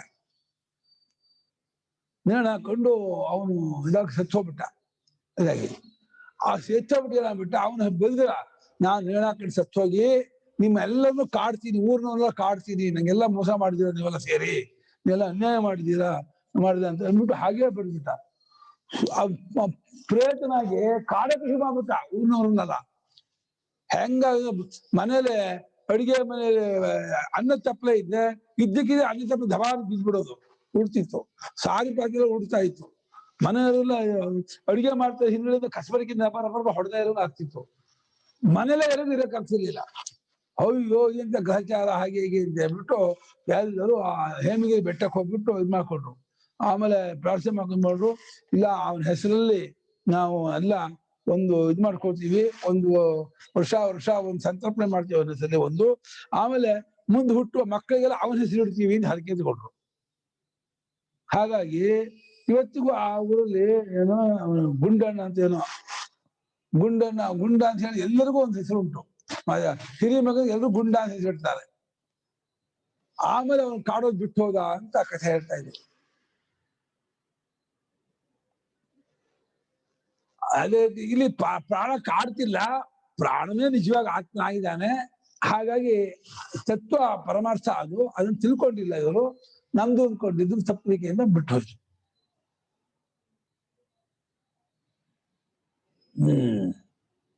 ಯೇಶು ಅಂತೂ ಗುಂಡಣ್ಣ ಅಂತ ಏನೋ ಹೆಸರು, ಅವನ ಹೆಸರು ಇಟ್ಕೊಂಡ್ರು ಎಲ್ರಿಗೂ.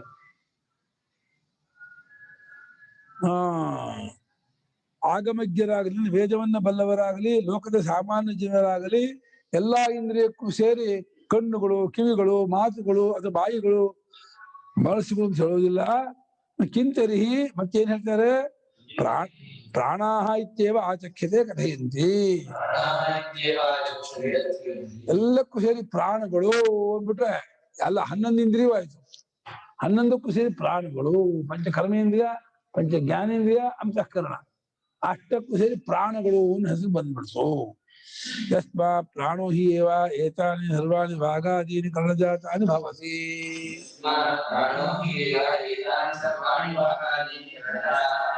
ಸುಮ್ಮನೆ ನಾಮಕರಣ ಮಾಡಿದ್ದಲ್ಲ, ಅದನ್ನು ರಿಯಲಿ ಪ್ರಾಣ ಆಗಿದ್ದಾನೆ. ಪ್ರಾಣನೇ ಎಲ್ಲಾ ವಾಗಾದಿ ಕರ್ಣ ಸಮೂಹವು ಆಗ್ಬಿಟ್ಟಿದ್ದಾನೆ. ಪ್ರಾಣ ಇದ್ರೇನೆ ಮಾತಾಡೋದು, ಪ್ರಾಣಶಕ್ತಿ ಇದ್ರೇನೆ ನೋಡೋದು, ಕೇಳೋದು, ಯೋಚನೆ ಮಾಡೋದು.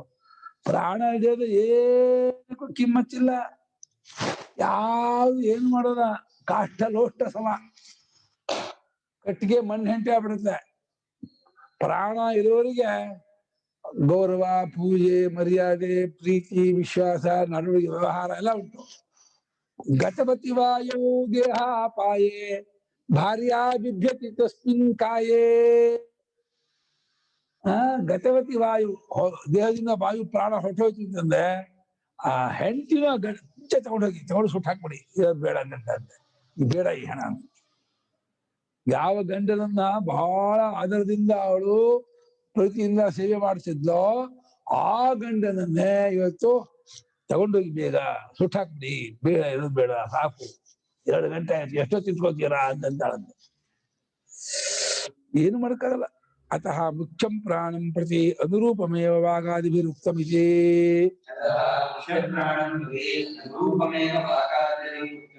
ಪ್ರಕರಣಾರ್ಥ ಉಪಸಂಜಿಹೀರ್ಷತಿ. ಆದ್ದರಿಂದ ಮುಖ್ಯ ಪ್ರಾಣನನ್ನು ಕುರಿತು ವಾಗಾದಿಗಳು ಹೇಳಿದ್ದಿದೆಯಲ್ಲ, ಇದು ಅನುರೂಪವಾದ ಮಾತು, ಅನುಗುಣವಾದ ಅಂದ್ರೆ ಹೊಂದುಗಳೆಯಾದ, ಸುಮ್ಮನೆ ಪ್ರೈಸ್ ಅಲ್ಲ, ಪ್ರಶಂಸೆ ಅಲ್ಲ, ಅರ್ಥವಾದ ಅಲ್ಲ, ಹೊಗಳಿಕೆ ಅಲ್ಲ. ಅರ್ಥವಾದರೂ ವಿಧಿ ಆಗೋದು ಎಲ್ಲಿ ಗೊತ್ತಾ? ಅರ್ಥವಾದ ಎಲ್ಲಿ ವಿಧಿ ಆಗುತ್ತೆ ಹೇಳೋಣ? ಅರ್ಥವಾದ ಪ್ರಮಾಣ ಬೇಕಾದ್ರೆ ವಿಧಿ, ಅರ್ಥವಾದ ಪ್ರಮಾಣ ಹೇಗಾಗುತ್ತೆ? ಅರ್ಥವಾದ ಪ್ರಮಾಣ ತಾನೆ, ಹೆಂಗ್ ಪ್ರಮಾಣ ಆಗುತ್ತೆ? ಅಧಸ್ಥಾರೀತಿ ಉಪರಿ ದೇವೇಭ್ಯೋಧಾರೀತಿ ಅಂತ ಇದು. ಕೆಳಗಡೆ ಸಂಯುಕ್ತನ್ನ ದಾನ ಮಾಡ್ಕೋಬೇಕಂತೆ. ಎಲ್ಲೇ ಅಂತ್ಯಷ್ಟಿ ಇದರಲ್ಲಿ ಯಜಮಾನ ಸತ್ತೋದಾಗ ಆ ಅಂತ್ಯ ಕೊನೆ ಅಗ್ನಿಹೋತ್ರ ಇದೆಯಲ್ಲ, ಯಾವ ಅಗ್ನಿಹೋತ್ರ ಮಾಮೂಲಿ ಅಗ್ನಿಹೋತ್ರ ತಗೊಂಡೋಗಿ ಅದು ಸುಡ್ತಾರಲ್ಲ, ಅಲ್ಲಿ ಅಪ್ರಣೆ ಅಡಿಯ ಸಮಿತಿ ಇರ್ತಾರೆ. ಉಪರಿ ದೇವೇಭ್ಯೋಧಾರೀತಿ ಅಂತಿದೆಯಲ್ಲ, ಅದು ಅರ್ಥವಾದ. ಆ ಅರ್ಥವಾದವಾದ್ರೆ ಅದು ವಿಧಿಯೇ. ಇನ್ನೊಂದು ಕಡಲೆ ತಾನಿ ತಪಸ್ಸಗೃಸ್ಥಿತೆ ಯಾನಿ ಧರ್ಮೇ ಗೋಪಾಲಾನಿ ಪೂಜಿನಂದಿ ತಾನಿ ತಪಸ್ಸಗೃಸ್ಥಿತೆ ಅಂತಿದೆ. ಯಾವ್ದು ಆಶಾಸಾನ ಅಂತಿದೆಯಲ್ಲ, ಆಶಾಸಾನ ಯುಕ್ತ ಬಂಧನಕ್ಕೆ ತಕ್ಕ ಮುಂದೆ ಪ್ರತ್ವಾಂಚಾಮಿ ಇದೆ, ಅಂದ್ರೆ ಇಮಂ ವಿಶ್ಯಾಮಿ, ಪ್ರತ್ವಾಂಚಾಮಿ ಇಮಂ ವಿಶ್ಯಾಮಿ ಮನಸ್ಸೆ ಭಾಷಾ ಇದೆ. ಶ್ರುತಿ ಏನ್ ಮಾಡ್ಬಿಟ್ಟಿದೆ, ಒಟ್ಟಿಗೆ 2 ಮಂತ್ರನೂ ಹೇಳಿದೆ, ಕಟ್ಟೋದನ್ನು ಬಿಚ್ಚೋದನ್ನು ಒಟ್ಟಿಗೆ ಹೇಳಿದೆ. ಕಟ್ಟಿಕೊಳ್ಳೋ ಬಿಚ್ಚಕ್ಕೆ ಬರುತ್ತನ, ಬಿಚ್ಚೋದಲ್ಲೇ ಕೊನೆ ತಾಂತ್ರಿಕ ಸಗ್ಗಿಸಿ, ಅದು ಅರ್ಥವಾದ. ಅರ್ಥವಾದ ವಿಧಿಯಾಗುತ್ತೆ.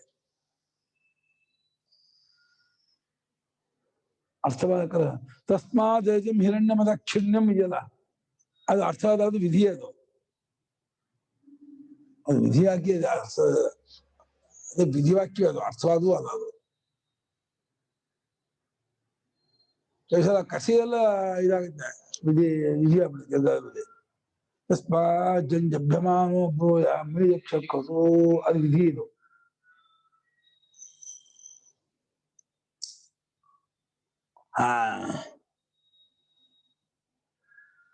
ಏನಾಯ್ತು?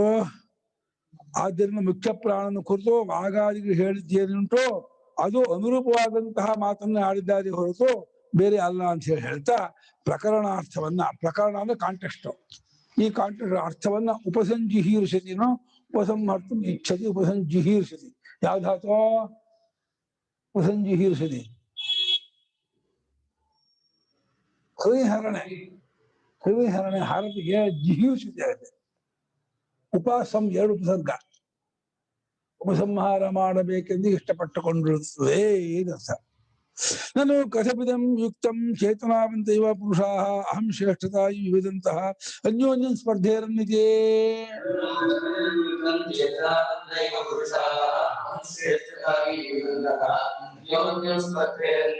ಅನುಪಮ ಪ್ರಶ್ನೆ ಇದು.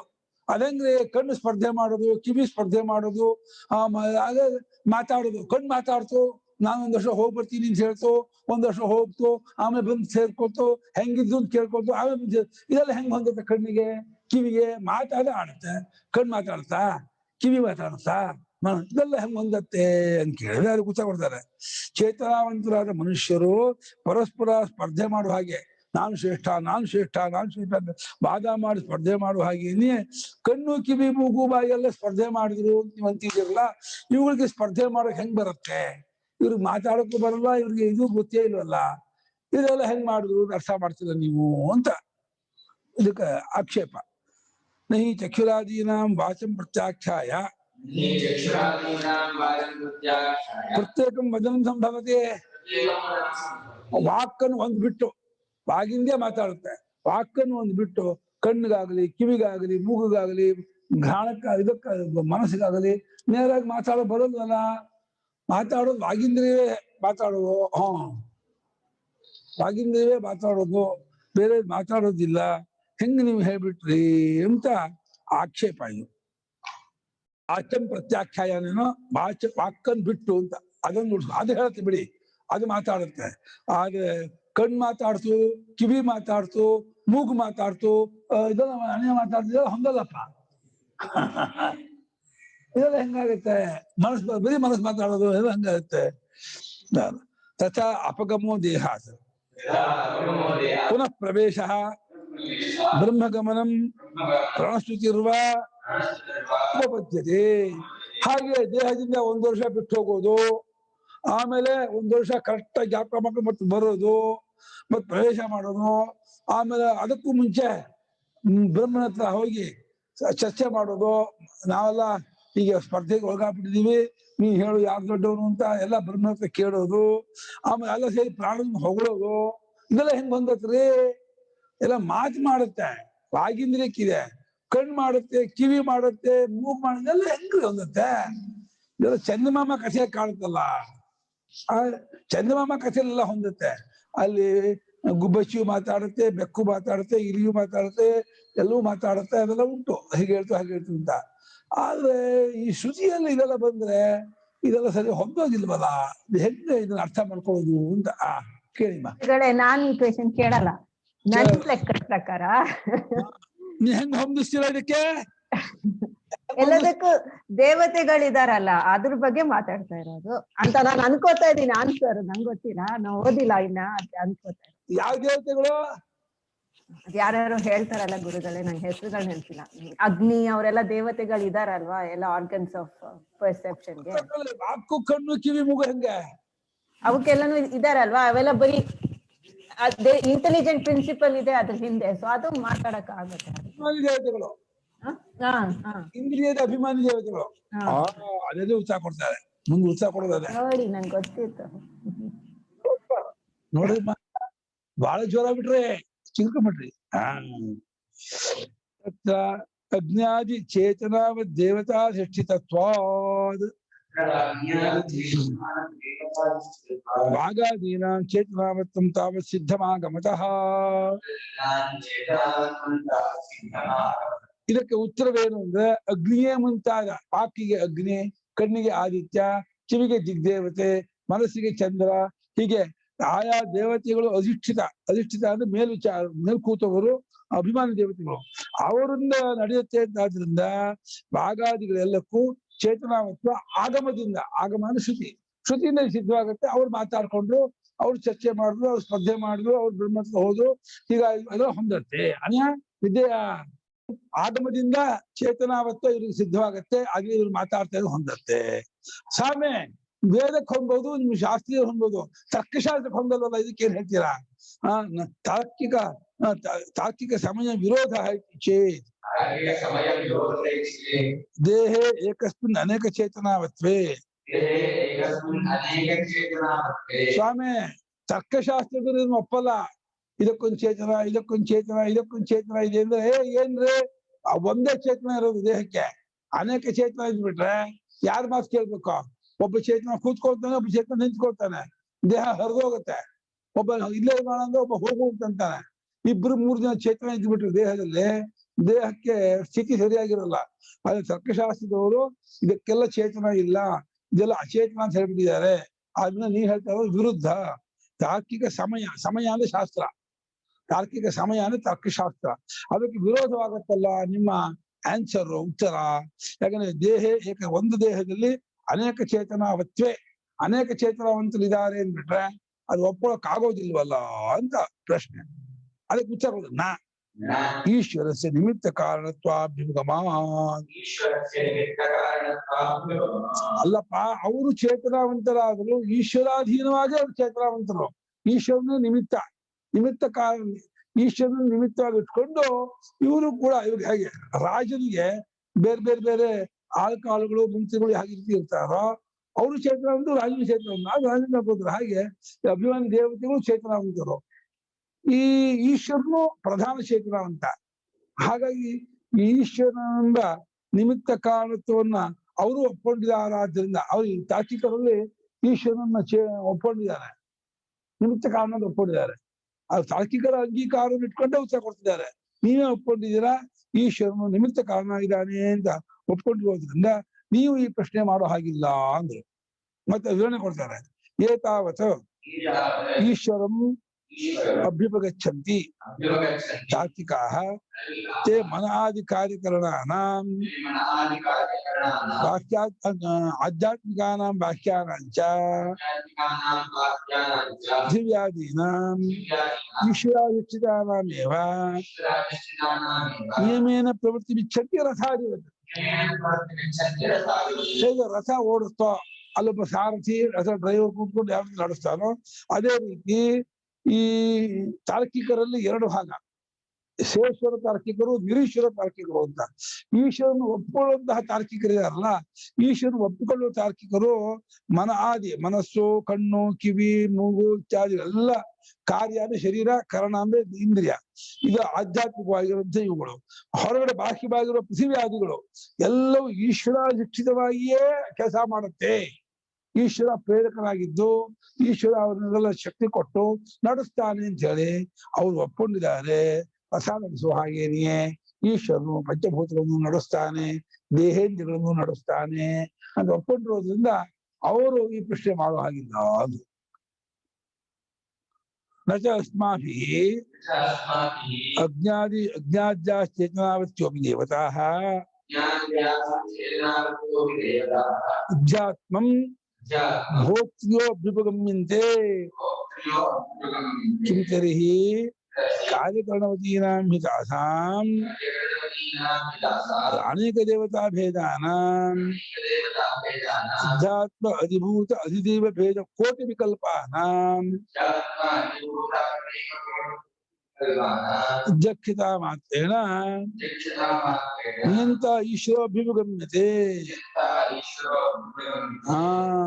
ನಾವು ಕೂಡ ಅಗ್ನಿಯಾದಿಗಳನ್ನು ಚೇತನಾವಂತರು ಅಂತ ಒಪ್ಕೊಂಡ್ರು. ಅಗ್ನಿಯು ಚೇತನ, ಆದಿತ್ಯನು ಚೇತನಾವಂತ, ಚಂದ್ರ, ವಾಯು ಎಲ್ಲಾ ದೇವತೆಯನ್ನು ನಾವು ಚೇತನಾವಂತರು ಒಪ್ಕೊಂಡ್ರು ಕೂಡ ಅಧ್ಯಾತ್ಮವಾಗಿ ಅವ್ರ ಭೋಕ್ತೃ ನಾವು ಒಪ್ಕೊಂಡಿಲ್ಲ. ಅಧ್ಯಾತ್ಮವಾಗಿ ಕಣ್ಣಿಗೆ ಭೋಕ್ತೃತ್ವ, ಕಿವಿಗೆ ಭೋಕ್ತೃತ್ವ, ಇದಕ್ಕೆ ಒಪ್ಕೊಂಡಿಲ್ಲ. ಭೋಕ್ತೃ ಒಬ್ಬನೇ, ಚೇತನಾವಂತರಾದ ಭೋಕ್ತೃ ಜೀವ ಒಬ್ಬನೇ, ದೇಹದಲ್ಲಿ ಒಬ್ಬನೇ ಸ್ವಾಮಿ.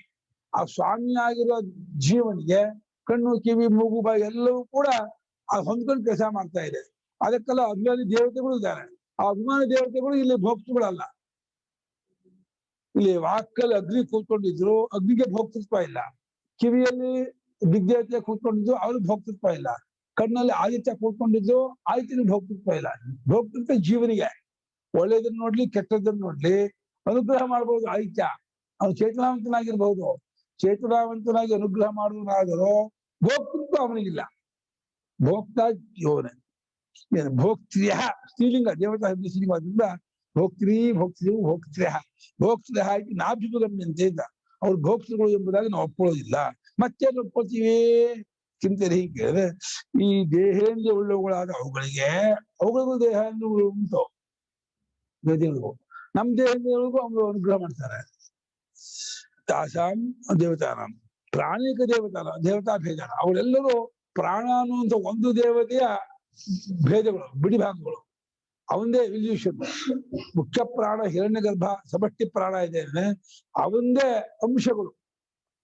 ಆದಿತ್ಯ, ಅಗ್ನಿ, ದಿಗ್ದೇವತೆ, ಚಂದ್ರ, ವಾಯು ಎಲ್ಲರೂ ಕೂಡ ಹಿರಣ್ಯಗರ್ಭನೆಂಬ ಸಮಷ್ಟಿ ಪ್ರಾಣ ದೇವತೆಯ ಒಂದು ಭೇದಗಳಾಗಿರುತ್ತಾರೆ. ಅವರೆಲ್ಲರೂ ಭೇದವಾಗಿದ್ದು ಅಧ್ಯಾತ್ಮವಾಗಿ ದೇಹೇಂದ್ರಿಯ ಮನೋಬುದ್ಧಿ, ಅಧಿಭೂತವಾಗಿ ಪಂಚಭೂತ, ಅಧಿದೇವತವಾಗಿ ಇಂದಾದಿ 33 ಭೇದಗಳು.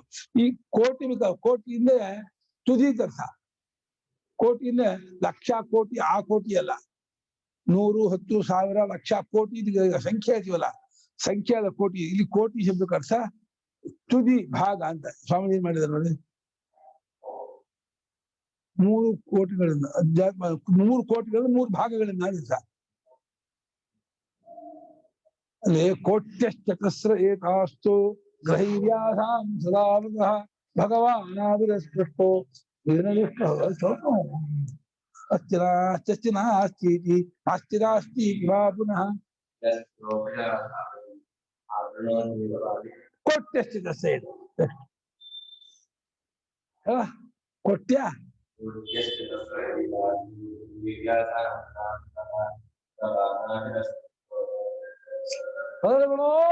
ಸೂಪರ್. ಚಪ್ಪಲಿಡ್ಬೇಕು, ಚಪ್ಪಳೆ ಹೊಡಿಬೇಕು.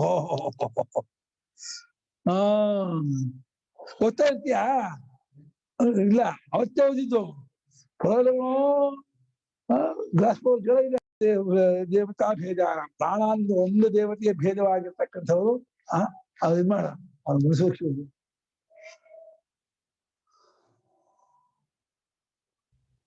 ಗುರುಗಳೇ, ಕಾಳಿದಾಸ ಭೋಜರಾಜಂಗೆ ಅವನ್ ಚರ್ಮ ಶ್ಲೋಕ ಕೇಳ್ಬೇಕಂತ ಆಸೆ ಆಗ್ಬಿಟ್ಟು ಹೇಳಂತ ಹೇಳದ್ನಂತೆ. ಹಂಗೆ ನಿಮ್ಗೆ ನಾವು ಇವಾಗ ಬಂದು ಮಾತಾಡೋದಕ್ಕಿಂತ ಅದೇನೋ ಬೇರೆ ಆಸೆ ಆಗ್ಬಿಟ್ಟು. ಅದೇ ಹೇಳ್ಬೇಕು, ಅದನ್ನ ಜ್ಞಾಪ ಮಾಡ್ತಿರ್ಬೇಕು. ಅವ್ರು ಹೇಳ್ತಿದ್ರು ಅದನ್ನ ಮಾಡ್ಬೇಕಿದ್ನಲ್ಲ ಹಂಗ ಗೊತ್ತಾಗ್ಬೇಕಲ್ಲ. ಈ ಕೋಟಿ ಭೇದ ಈ 3 ವಿಕಲ್ಪಗಳೆಲ್ಲಕ್ಕೂ ಅಧ್ಯಕ್ಷತಾ ಮಾತ್ರದಿಂದ ಇವನು ಭೋಕ್ತ ಈಶ್ವರ ಇದ್ದಾನೆ, ಅವನು ಅಧ್ಯಕ್ಷ. ಇವರೆಲ್ಲರೂ ಕೂಡ ಅವರ ಕೆಳಗೆ ಕೆಲಸ ಮಾಡುವಂಥವ್ರು. ಇವರಿಗೂ ಚೇತನ ಉಂಟು, ಆದ್ರೆ ಅಧ್ಯಾತ್ಮವಾಗಿ ಮಾತ್ರ ಭೋಕ್ತೃತ್ವ ಇಲ್ಲ. ಅವರವರ ಅಗ್ನಿಗೆ ಅಗ್ನಿ ದೇವತಾ ರೂಪದ ಭೋಕ್ತೃತ್ವ ಉಂಟು, ಸೂರ್ಯನಿಗೆ ಸೂರ್ಯ ದೇವತಾ ರೂಪದ ಭೋಕ್ತೃತ್ವ ಉಂಟು. ನಮ್ಮ ಅಧ್ಯಾತ್ಮವಾಗಿ ಕಣ್ಣಿಗೆ ಅನುಗ್ರಹ ಮಾಡಿದ್ರು ಸೂರ್ಯ, ವಾಕ್ಯಗೆ ಅನುಗ್ರಹ ಮಾಡಿದ್ರು ಅಗ್ನಿ, ಕಿವಿಗೆ ಅನುಗ್ರಹ ಮಾಡಿದ್ರು ದಿಗ್ದೇವ. ಅವ್ರಿಗೆ ಭೋಕ್ತೃತ್ವ ಇಲ್ಲ. ಭೋಕ್ತೃತ್ವ ಅವರು ಜೀವನ ಒಬ್ಬನಿಗೆ, ಅವನೇ ಪರಮಾತ್ಮ, ಅವನೇ ಸ್ವಾಮಿ. ಅವನು ಅಭಿಮಾನದಿಂದ ಜೀವನಾಗಿದ್ದಾನೆ. ರಿಯಲಿ ಜೀವ ಅಂತ ಒಬ್ಬ ಇಲ್ಲ. ಬುದ್ಧಾದಿ ಅಭಿಮಾನದಿಂದ ಜೀವತ್ವ ಪಡ್ಕೊಂಡವನಂತೆ ತೋರ್ತಾನೆ. ವಾಸ್ತವವಾಗಿ ಅವನು ಸಾಕ್ಷಾತ್ ಪರಮೇಶ್ವರನೇ. ಅವಸ್ಥಿತಿಯಲ್ಲಿ ಕಾಶಿಕೃತ್ಸ ಬುದ್ಧಾದ್ಯಭಿಮಾನದಿಂದ ಜೀವ ಅಂತಾಗಿ, ಕರ್ತಭೋಕ್ತೃಂತಾಗಿ, ಸಂಸಾರಿ ಅಂತಾಗಿ ಪರಿಚ್ಛಿನ್ನಂತೆ ತೋರ್ತಾ ಇದ್ದಾನೆ ಹೊರತು ವಾಸ್ತವವಾಗಿ ಜಗದಾತ್ಮರಾದಂತಹ ಸರ್ವೇಶ್ವರಾದ ಪರಮೇಶ್ವರನೇ ಜೀವನ ತೋರ್ತಾ ಇದ್ದಾನೆ. ಸಹಿ ಅಕರಣ, ಅವನಿಗೆ ಕಾರಣ ಇಲ್ಲ. ಯಾರಿಗೆ ಎಲ್ಲಾ ಕಾರಣಗಳು ಇದೆಯೋ ಅವ್ರ ದೇವತೆಗಳು ಅಧ್ಯಾತ್ಮ ಉಂಟು. ಯಾರು ಎಲ್ಲರಿಗೂ ಅನುಗ್ರಹ ಮಾಡುವ ಆತನೋ ಅವನಿಗೆ ಕಾರಣ ಇಲ್ಲ. ಅವನಿಗೆ ಶ್ರುತಿ ಹೇಳುತ್ತೆ ಅಪಾನಿಪಾದೋ ಜವನೋ ಗೃಹೀತ ಪಶ್ಯತ್ಯ ಚಕ್ಷುಸ್ಯ ಶ್ರೋತ್ಯ ಕರ್ಣ ಇತ್ಯಾದಿ ಮಂತ್ರವರ್ಣ. ಪಾಣಿ ಪಾದ ಇಲ್ಲ, ಪಾಣಿಂದ ಕೈ, ಪಾದ ಅಂದ್ರೆ ಕಾಲು, ಅದೆರಡೂ ಇಲ್ಲ. ಆದ್ರೂ ತಗೊಳ್ತಾನೆ ಓಡ್ತಾನೆ, ಕೈಯಿಂದ ತಗೊಳ್ತಾನೆ, ಕಾಲಿಂದ ಓಡ್ತಾನೆ, ಎಲ್ಲ ಕಡೆ ಹೋಗ್ತಾನೆ. ಕಣ್ಣಿಲ್ಲ ನೋಡ್ತಾನೆ, ಕಿವಿ ಇಲ್ಲ ಕೇಳ್ತಾನೆ. ಅಂದ್ರೆ ಕೇಳಿದ್ ಗೊತ್ತಾಗತ್ತೆ, ನೋಡಿದ್ದು ಗೊತ್ತಾಗತ್ತೆ ಅಂತ ಅರ್ಥ. ಕಣ್ಣಿಂದ ನೋಡ್ತಾನೆ ಅಂದ್ರೆ ನೋಡೋದು ಅನ್ನೋದು ಕಣ್ಣಿನಿಂದ ಅಂತ ಈ ಜೀವನಿಗೆ ಅದಿದ್ರು, ಸಾಕ್ಷಿಯಾಗಿರುವ ಆತ್ಮನಿಗೆ ಕಣ್ಣು ನೋಡಿದ್ದು ನೋಡದೇ ಇದ್ದಿದ್ದು ಎರಡೂ ಗೊತ್ತಾಗತ್ತೆ. ಆದ್ರಿಂದ ಅವನು ಕಣ್ಣಿಂದ ನೋಡ್ಬೇಕಾಗಿಲ್ಲ. ಕನಸಿನಲ್ಲಿ ಎಲ್ಲಾ ರೂಪವನ್ನು ನೋಡ್ತಾನಲ್ಲ, ಯಾವ ಕಣ್ಣಿಂದ? ಆತ್ಮನ ಕಣ್ಣಿನಿಂದ, ಆತ್ಮನ ಬೆಳಕಿನಿಂದಲೇ. ಆತ್ಮೀವಾಸ್ತಿ ಜ್ಯೋತಿಷ ಆಸ್ತೆ ಫಲ್ಯೇತಿ ಕರ್ಮ ಕುರುತೆ ವಿಫಲ್ಯೇತಿ. ಆತ್ಮನ ಬೆಳಕಿನಿಂದ ಎಲ್ಲಾ ವ್ಯವಹಾರವನ್ನು ಮಾಡ್ತಾನೆ. ಹಾಗಾಗಿ ಶ್ರುತಿ ಪರಮಾತ್ಮನು ಕರ್ಣರಹಿತನು, ಕರ್ಣರಹಿತನಾಗಿ ಅಧ್ಯಕ್ಷತಾ ಮಾತ್ರದಿಂದ ಎಲ್ಲವನ್ನೂ ನಡೆಸುವ ಆತನು, ಅವನು ಈಶ್ವರ ಅಂತ ಒಪ್ಕೊಂಡಿದ್ದೀವಿ. ಹಿರಣ್ಯ ಗರ್ಭಂ ಪಶ್ಯತ ಜಾಯಮಾನಂ ಹಿರಣ್ಯ ಗರ್ಭಂ ಜನಯಾಮಾಸ ಪೂರ್ವಂ ಇತ್ಯಾದಿ ಶ್ವೇತಾಶ್ವತೀಯಾ ಪಠಂತಿ. ಈ ರೀತಿಯಾಗಿ ಶ್ವೇತಾಶ್ವತ ಶಾಖೆಯವರು ಈ ರೀತಿ ಪಠನ ಮಾಡ್ತಾರೆ, ಈ ರೀತಿ ಮಂತ್ರವನ್ನು ಹೇಳ್ತಾರೆ. ಏನು ಅಂತ? ಅವನು ನೋಡ್ರಪ್ಪೋ ಹಿರಣ್ಯಗರ್ಭ ಹುಡ್ತಾ ಇದ್ದಾನೆ, ಜಾಯಮಾನಂ ಹಿರಣ್ಯಗರ್ಭಂ ಪಶ್ಯತ, ಹುಟ್ಟುತ್ತಿರುವ ಹಿರಣ್ಯಗರ್ಭನ್ನು ನೋಡಿರಿ ಅಂತ ಒಬ್ಬ ಋಷಿ ತೋರಿಸ್ತಾ ಇದ್ದಾರೆ. ಅವನು ಪರಮಾತ್ಮನಿಂದ ಸಮಷ್ಟಿ ಪ್ರಾಣರೂಪದಾಗಿ ಸಮಷ್ಟಿ ಮನೋರೂಪದವನಾಗಿ ತೋರ್ಕೊಳ್ತಾ ಇದ್ದಾನೆ, ತೋರ್ಕೊಂಡಿದ್ದಾನೆ.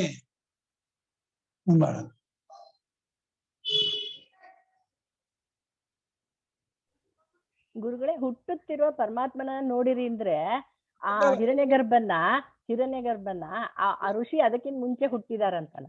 ಹಂಗಲ್ಲ, ಈಗ ಹೇಳ್ತಿರೋದು ಅವನು ಸಮಷ್ಟಿ ಪ್ರಾಣರೂಪನಾಗಿ ತೋರ್ಕೊಳ್ತಾ ಇದ್ದಾನೆ, ಮನೋರೂಪ ತೋರ್ಕೊಳ್ತಾ ನೋಡ್ರಪ್ಪ ಅಂತ ಇವಾಗ ಹೇಳ್ತಿರೋದು. ಮುಂಚೆ ಅವ್ರಿರ್ಲಿಲ್ಲ, ಮುಂಚೆ ಅವ್ರಿಗೆ ನೋಡಕ್ಕಾಗಲ್ಲ. ಯಾಕಂದ್ರೆ ಹಿರಣ್ಯಗರ್ಭನೇ ಮೊದಲಿದ್ದದ್ದು. ಹಿರಣ್ಯಗರ್ಭ ಆದ್ಮೇಲೆ ದೇವತೆಗಳು ಋಷಿಗಳೆಲ್ಲ ಬಂದದ್ದು. ಈಗ ಸಮಷ್ಟಿ ಪ್ರಾಣರೂಪನಾಗಿ ಇದಾನಲ್ಲ, ಇದೇ ಅವನ ತೋರಿಕೊಳ್ಳುವಿಕೆ ಹುಟ್ಟುವಿಕೆ. ಸಮಷ್ಟಿ ಮನೋರೂಪದವನಾಗಿದ್ದಾನಲ್ಲ, ಇದೇ ಅವನ ಹುಟ್ಟಿಕೊಳ್ಳುವಿಕೆ ತೋರುವಿಕೆ ಅಂತ ನೋಡ್ರಪ್ಪ ಅಂತ ತಿಳಿಸ್ತಾ ಇದ್ದಾರೆ. ಮೊದಲು ಹಿರಣ್ಯಗರ್ಭನೇ ನೋಡಿ, ಮುಂದಿನ ವಾಕ್ಯ ನೋಡಿ.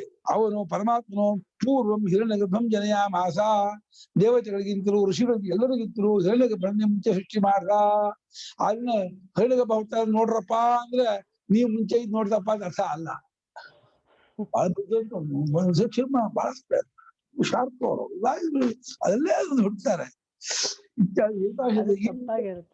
ಆ ಶ್ವೇತಾಶ್ವತರು ಈ ರೀತಿಯಾಗಿ ಪ್ರಶ್ನೆ ಮಾಡ್ತಾರೆ. ಭೋಕ್ತ ಕರ್ಮಫಲ ಸಂಬಂಧಿ ದೇಹೇ ತದ್ವಿಲಕ್ಷಣೋ ಜೀವ ಇತಿ ವಕ್ಷ್ಯಾಮಃ. ಭೋಕ್ತೃವಾದವನು ಕರ್ಮಫಲಕ್ಕೆ ಸಂಬಂಧಪಟ್ಕೊಂಡವನು. ಅಲ್ಲಿ ಅಭಿಮಾನ, ಅವನಿಗೆ ಹಲ್ಲು ನೋವು ತಲೆನೋವಾದ ಒದ್ದಾಡ್ತಾನೆ. ಹಾಗೆ ದುಡ್ಡು ಬಂತು, ಮನೆ ಸಿಕ್ತು, ಕಾರ್ ಬಂತು, ಖುಷಿ ಆಗ್ತಾರೆ. ನೆಂಟಿಷ್ಟು ಬಂದು ಹೂ ಹಾಕ್ತಾರೆ. ಓ ಬಂದ್ಬಿಟ್ಟ ಮಗ, ಓ ಬಂದ್ಬಿಟ್ಟು ನೆಂಟರು, ಓ ಬಂದ್ಬಿಟ್ಟು ಅಮೆರಿಕನ ಮಗ ಬಂದ್ಬಿಟ್ಟ ಅಂದ್ರೆ ಏನು ಪಾಠಕ್ಕೂ ಚಕ್ಕರು, ಇದಕ್ಕೂ ಚಕ್ಕರು. ಯಾರು ಬೆಳೆದು ಮಗನ ಜೊತೆ ವಾರ ಅಲ್ಲಿ ಇಲ್ಲಿ ಕರ್ಕೊಂಡು ಹೋಗೋದು ಮಾಡೋದು ಮಾಡ್ತಾ ಇರ್ತಾರೆ. ಏನು ಬರಲ್ಲ, ತುಂಬಾ ಬಿಸಿ ಆಗ್ಬಿಟ್ಟೆ, ಏನೋ ಬೇರೆ ನೆಪ ಹೇಳ್ಬಿಟ್ಟು ಇದು ಮಾಡ್ಬಿಡ್ತಾರೆ ಅಷ್ಟೇ. ಅದೇನಕ್ಕೆ ಕಾರಣ ಕೊಡೋದಿಲ್ಲ. ಬಹಳ ಬುದ್ಧಿವಂತ. ಕರ್ಮಫಲ ಸಂಬಂಧಿ ಯಾರು? ಆ ಜೀವನೇ. ಪರಮಾತ್ಮ ಕರ್ಮಫಲ ಸಂಬಂಧಿ ಅಲ್ಲ. ಅವನು ದೇಹದಲ್ಲಿ ತೋರಿದ್ದು ತದ್ವಿಲಕ್ಷಣ, ದೇಹಕ್ಕೆ ಅಂಟ್ಕೊಂಡಿಲ್ಲ, ದೇಹ ಅತೀತರ ಇದ್ದಾನೆ, ಆ ದೇಹವನ್ನು ಬೆಳಗುತ್ತಿದ್ದಾನೆ. ಅವನು ಜೀವ ಎಂಬುದಾಗಿ ನಾವು ಮುಂದೆ 6ನೇ ಅಧ್ಯಾಯದಲ್ಲಿ ಹೇಳ್ತೀವಿ. ಜೀವಾಪಿ ತುಂಬಾದಿ ಸರ್ವಂ ಪ್ರಿಯತೆ ನ ಜೀವೋ ಪ್ರಿಯತೆ ಏನು ವಿಚಾರ ಬಂದಾಗ ತವಾಯಂ ಜಾಯಮಾನ ಶರೀರ ಜೀವನ ವಿಚಾರವನ್ನು ತಗೊಳ್ತಾರೆ. ಎರಡು ಹೇಳಿಮ್ಮ. ಈ ಭೋಕ್ತೃತ್ವ ಅನ್ನೋದು ಜೀವಂಗ್ ಮಾತ್ರ, ಯಾವ ಲೆವೆಲ್ ಅಲ್ಲಿ ಬೇರೆ ಯಾವ ಲೆವೆಲ್ ಅಲ್ಲಿ ಬರೋದೇ ಇಲ್ಲ ಅಲ್ವಾ? ಭೋಕ್ತೃತ್ವ ಇಲ್ಲ, ಕರ್ಣಗಳಿಗೆ ಭೋಕ್ತೃತ್ವ ಇಲ್ಲ, ಕರ್ಣಗಳಿಗೆ ಪ್ರಾಣಕ್ಕೂ ಇಲ್ಲ, ಇವನಿಗೂ ಮನಸ್ಸಿಗೂ ಇಲ್ಲ. ಚೇತನ ಜೀವನಿಗೆ ಭೋಕ್ತೃತ್ವ, ಅವನಿಗೆ ಇಚ್ಛೆ ಇದು. ಪ್ರಾಣ ಸಂವಾದ ಕಲ್ಪನೆ ಪ್ರಯೋಜನ. ಯಾಕೆ ಸಂವಾದ ಯಾತಕ್ಕೆ ಹೇಳ್ತು ಶ್ರುತಿ, ಅದನ್ನ ಏನಕ್ಕೆ ಮಾಡ್ಬೇಕಾಗಿತ್ತು ಅನ್ನೋ ವಿಚಾರ ನಾಳೆ ಹೇಳೋಣ. 9 ಗಂಟೆ ಆಯ್ತು.